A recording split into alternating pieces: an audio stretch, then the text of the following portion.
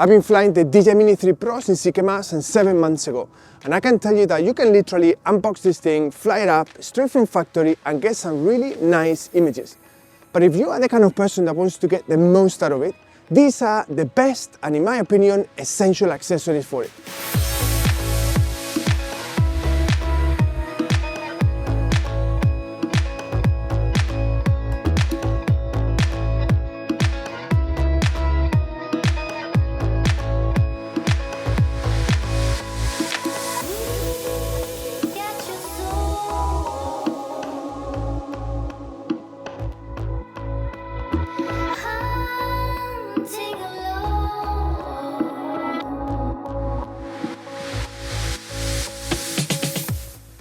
And the first accessory that I recommend is that you get yourself a really good and reliable memory SD card or micro SD card as the drone uses. So I use the SanDisk Extreme Pro, 128 gigabytes on the RC controller and 256 gigabytes on the drone itself. These things are relatively inexpensive, but you want to make sure that you have something reliable. It might cost you a few dollars more than some other brand, but you are buying quality and longevity, and trust me, it's gonna pay off in the long term.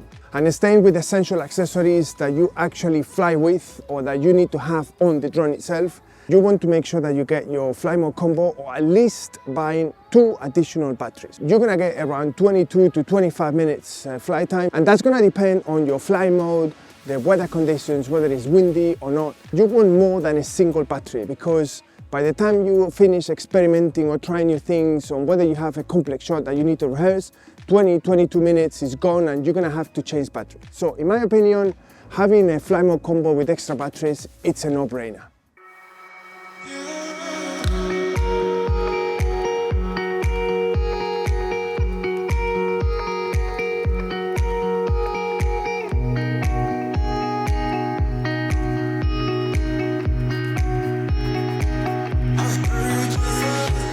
There are times that I go away filming for half a day or a full day with my drone, and having 3 batteries with the fly mode combo is great, but it's not enough when you want to extend for the whole day. And this is where a power bank comes in handy, because the great thing about the battery charger that comes with the fly mode combo is that you can recharge it using a power bank. I recommend that you get a power bank with 1 or even 2 power delivery or PD ports, because that's gonna fast charge your batteries.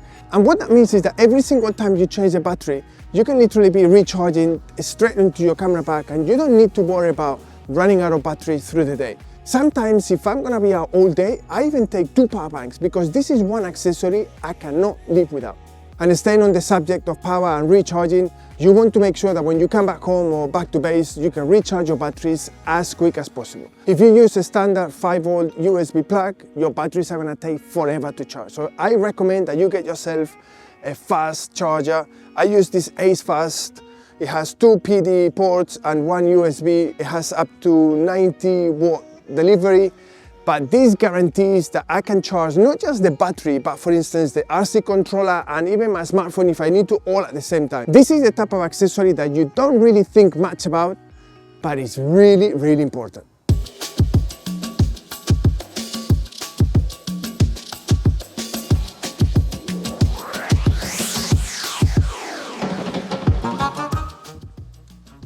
This is not an accessory but a program, and I think it's essential, and it's Google Earth Pro.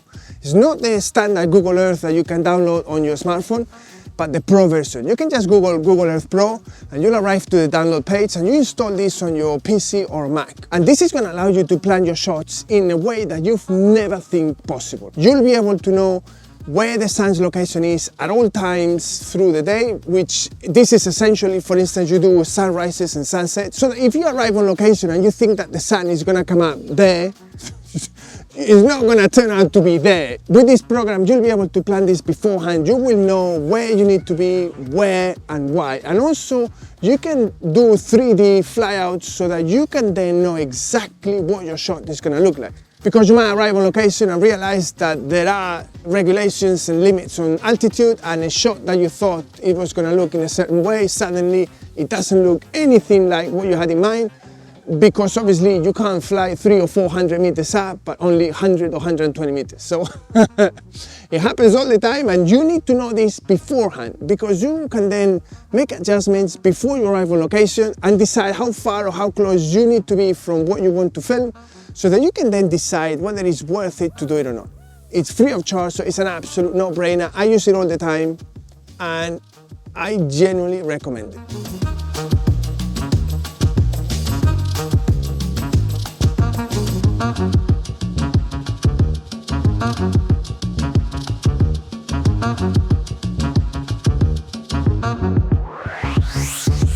These are 3 apps or programs that I reckon are essential for anyone that wants to fly their drones, okay? And the first one is Drone Assist. I'm based in the UK. If you are based in the US, you have Drone Buddy or similar other apps. You don't have to stick to these ones.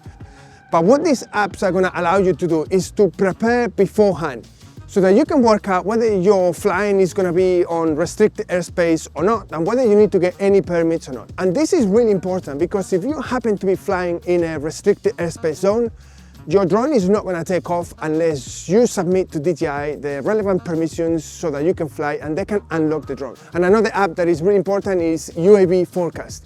And this is an app that is going to allow you to understand what are the conditions in the area where you plan to fly. So you arrive on location and it's going to tell you about the wind conditions, the weather, the visibility, and whether it's okay to fly or whether there are any risks. So if when you pull out your app, you mostly see a green screen, that means that most of the elements that the app displays are green and are good to go. If you are on red, it means that obviously you should think twice about filming because it's dangerous. So this is an essential app that is going to help you a lot when you are on site. And the third one is called a magnet app, and it's not so much an app on your phone but a program on your computer. I use it all the time since I discovered it, and this is a very simple app, and all it does is sticks the windows on either side of the computer so that it's all nice and neat and you don't have different windows piling up and cluttering your desktop. This helps me a lot on data management and organizing my footage, so making sure that I don't make any mistakes, and I genuinely recommend it. You want to make sure that you protect your drone and RC controller from damages, because that's going to make the difference between flying and not flying. So I recommend a propellers guard to protect the propellers when you store them away, because when you move around, when you put them in your camera bag, they're going to be all over the place. So this is an essential and relatively inexpensive accessory. And another thing that you want to make sure is that you have a screen protector for your RC controller, because this is a standalone system, and if it gets damaged, you're going to have to send it to DJI and potentially buy a new one or wait for a number of weeks. A screen protector is going to cost you peanuts compared to the time and money that you're going to have to spend if the screen gets damaged. So in my opinion, screen protector for the RC controller is another really essential accessory.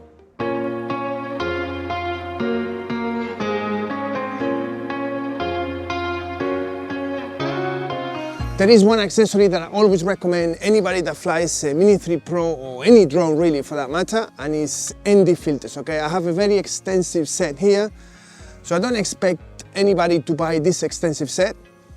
But ND filters are going to allow you to film within the 180-degree rule, and they're going to give you some really nice images, and you're going to get this really nice motion blur.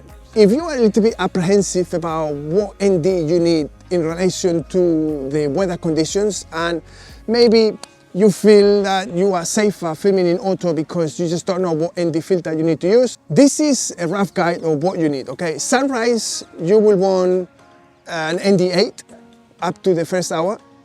Then you want an ND16 up to the second hour. From then on until midday, you will want either 32 or 64, depending on how bright the day is, okay? Because it's not the same sunny day than a cloudy day. If it's a bright sunny day, you're gonna need 128 ND, absolutely 100%. If it's cloudy, you probably stick to 64. And if you're the kind of person that films nighttime, you got the light pollution filter that is gonna give you some really nice and clean images, because it's gonna eliminate all that light pollution that happens when you film at nighttime. I use it all the time and it's really, really nice. I get really good results. And also what you have is the gold and blue streak filters, okay? Now these filters are really great if you can't afford to have an anamorphic lens in your set. What this filter is gonna allow you to do is to fake the anamorphic look and get those really nice blue or gold lens flares that you get when you use an anamorphic lens. There is also another set of NDs called hybrid, which are an ND and a polarizer all into one. And these are really good for anybody that is going to be filming reflected surfaces, whether it's sea, water, building if you do architecture and you want to see through, or you want to control the amount of reflections in the mirrors or the glasses or the windows. So those filters are really, really invaluable. But for 90 or 95% of people, straight NDs are everything that you need. You just need to make sure that you get a set that has at least from 8 to 128. Trust me, you will need the 8 and you will also need the 128. And you want to have that flexibility and you don't want to be limited because the set doesn't have 128. In a day like today that is now getting cloudy, you want an ND64 because it's going to give you that flexibility that if you need to bump up the ISO to 200 or 400, you can do that. But if you get a little bit of a burst of light, you can drop it to 100. So with that being said, let's just do a little bit of flying because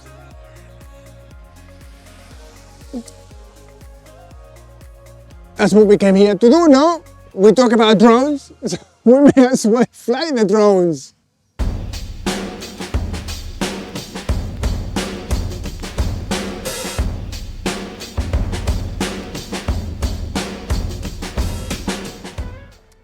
And staying on the subject of lenses and filters, Freewell has this amazing wide-angle lens and anamorphic lens that you can also attach filters to. And this is going to make a massive difference when it comes down to big wide landscapes, or if for instance you travel to a once-in-a-lifetime venue or location and you want to capture as much detail as possible, because sometimes the 24mm standard lens that comes with the drone is just not enough. And by having a 16mm wide-angle lens, you can capture so much. And if you are someone that gets a kick out of those lens flares that you get with anamorphic lenses, this lens adapter is phenomenal for sunrises and sunsets. You shoot with this lens and most people will think that you shot with a much higher end drone.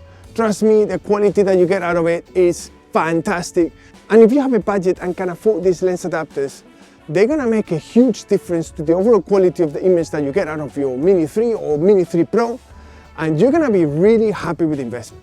Another accessory that is really important that has to do more with data management and workflow rather than flying your drone, it's a dongle for your computer so that you can add ports to the traditionally two USB-Cs that the computer comes with. Because sometimes you want to be able to transfer not just one set of data, but several at the same time. You might be in a rush, you might want to quickly transfer data from your drone and from your RC controller, and you want to have the ability to do that. If you have a computer that has limited ports, you are not going to be able to do that. And if you are on location, it's going to be a real pain. And even if you are back at your base editing, you want to have that nice workflow so you can dump the footage quickly. You don't have to be waiting forever. This is a relatively inexpensive accessory that I personally couldn't live without. And if you want to see the ND filters or the wide angle and anamorphic lenses in action, you can do that by watching any of these two videos. So click on them and I'll see you there.